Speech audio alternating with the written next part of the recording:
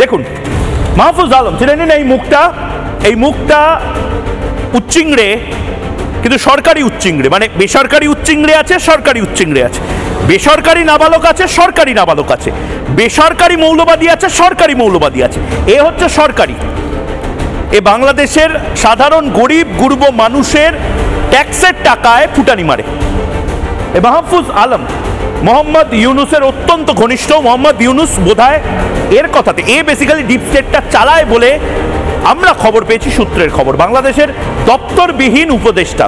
আমি তো শুনেছি মাহফুজ আলম যখন মোহাম্মদ ইউনুসকে এখানে এসো বলে, তখন মোহাম্মদ ইউনুস দৌড়ে চলে আসে। আবার যখন বলে ওখানে গিয়ে বসো, তখন মোহাম্মদ ইউনুস গিয়ে মিনমিন করে বসে পড়ে। ইউনুসের বিশেষ সাহায্যকারী হিসেবে মাহফুজ আলম পরিচিত, অ্যাসিস্ট্যান্ট। আমি এই কথাগুলো কেন বলছি?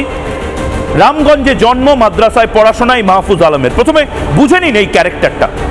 এই উচ্চিংড়েকে চিনে নিন যে ভারতকে ভাগ করতে চায়, ভারতের অংশ নিয়ে নিজের দেশ তৈরি করতে চায়। ইসলামী মৌলবাদীদের ঘনিষ্ঠ এই মাহফুজ আলম, এবং এই মাহফুজ আলম কিন্তু আবারও বলছি দু ধরনের উচ্চিংড়ে আছে, একটা বেসরকারি উচ্চিংড়ে, একটা সরকারি উচ্চিংড়ে। এ হচ্ছে সরকারি উচ্চিংড়ে, এ হচ্ছে সরকারি মৌলবাদী।